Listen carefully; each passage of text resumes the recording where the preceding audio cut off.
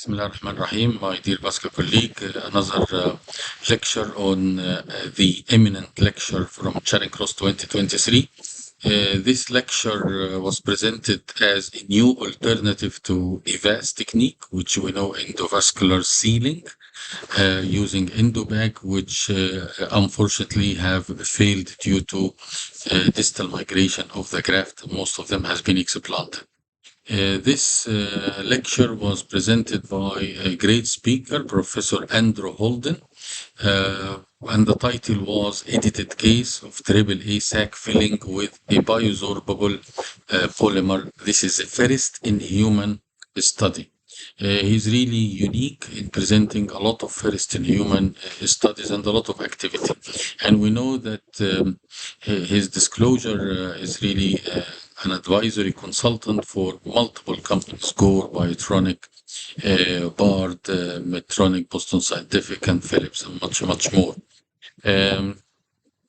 Now, he wanted to help in the problem of sac regression.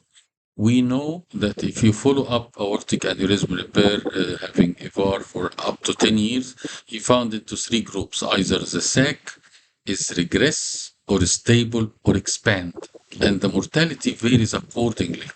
There's no big difference between regression and stable, but there is a big difference if your sac is expanding. You get a higher mortality. And this is the area that we want to improve regarding the use of this polymer.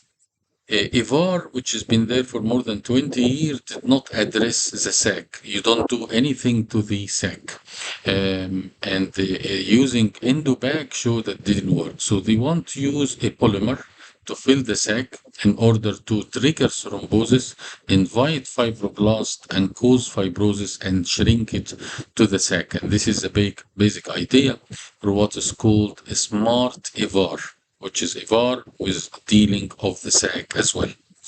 The polymer is a bioabsorbable material that is invite blood to go in it and to go thrombosis, and by time it will be completely reabsorbed from the body, only leaving the radio-opaque marker. Now, this study, first in human, started around 2 years ago in two centers in New Zealand and the Netherlands, and they were first started on 35 patients. This is the initial study. So it's been 2 years now with this study. They enrolled 35 patients. They have EVAR. They have achieved 100% technical success. And we'll see how you can actually do it. This is a video to show how it's being done. First, you do endosize, use endosize, which is software, in order to do volume rendering to the aortic aneurysm. You know how much volume. So if the aortic aneurysm is 128 milliliter, then the aortic endograft is around 42. So what is remaining is 86 milliliter, and this is what you need to embolize. Using the bioabsorbable material. Each coil of this material is around 6.5 to 7 milliliters. So 80 will need something like 12 or 13. You are looking for 100% packing or 110% packing. If you have a type of endograft ipsilateral approach like Endurant, where you don't reach, so you have a space here that you can go with a 6 French sheath, go with a catheter, guide wire, followed by catheter, and then you can embolize the whole graft, quarter 1, quarter 2, quarter 3, and quarter 4. These are the 4 quadrants of the aneurysm.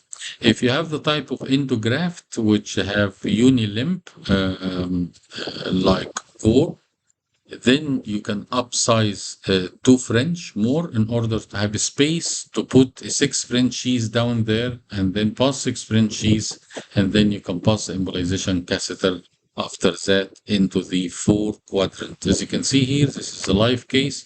You go with a 6 French sheath, and then you start quarter 1, and you start the embolization.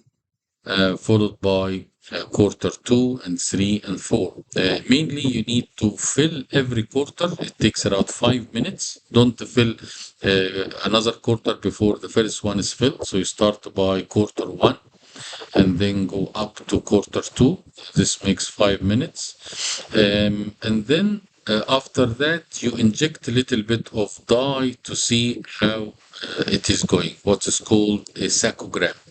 This is a saccogram that you inject before you start coiling in order to know the orientation of the sac and the volume. And here is the 6 Frenchies. You put it in, and with this 6 Frenchies, you put the catheter, which have the bioabsorbable coil that will be enrolled. You can see here is the 6 Frenchies, catheter going in. Here is a quarter 1, and you start to deploy first coil, second coil, and so on until you fill it. And then you go to quarter 2, which is above here, and you start to fill it as well. And then you inject a dye after the first 2 quarters to see what is happening.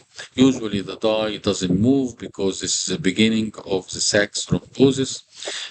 This is usually a good sign. And then you go to the other side, quarter 3 and quarter 4. Cost might be an issue because if we know that the peripheral coil is around maybe 5,000-10,000 Egyptian pound, this might be more expensive than that, but at least it's a device that deals with the sac. And then you have an image post intervention. You can see all these small markers down into the sac are the coil, and they become absorbed from 6 months to 1 year, and only the radio big marker is apparent. This patient has been followed for 1 year, and you can see the amount of sac regression across this year, about 8 millimeter regress regarding diameter, and 38 regression regarding milliliter volume rendering.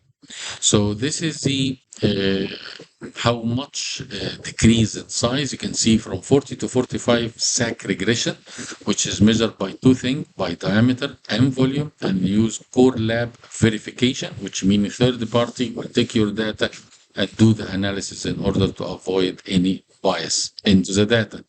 The result quickly, the name of the study is AAA shape, and this means the aortic endograft results, which showed that 1 patient died from COVID-19. There was 5 major events, and these 5 major events, all of them were non-device related and non-procedure related. So you can see 1 patient died of COVID, 1 patient have committed suicide, 1 patient have died from heart failure. The only little problem here, you can see 1 patient have developed the post-implantation syndrome, which is a fever, and he developed also type 2 into leak on the day 806. So this might be because you are putting more foreign body into the sac than used to. So this is thing to just to keep in mind. So the conclusion that this paper, which is AAA shape, was 2 years, study, first in human. It was 100% successful. The sac regression was around 40 to 45%.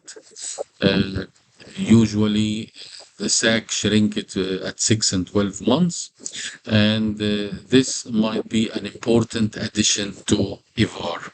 I thought this was a great lecture from Charing Cross 2023 by Andrew Holden, and I have tried to summarize it for you over 9 minutes to have a quick recap of what is new in our industry, and who knows, we might see it very practically over the next couple of years to be deployed as a standard practice with EVAR. Thank you very much, and I wish you all the best.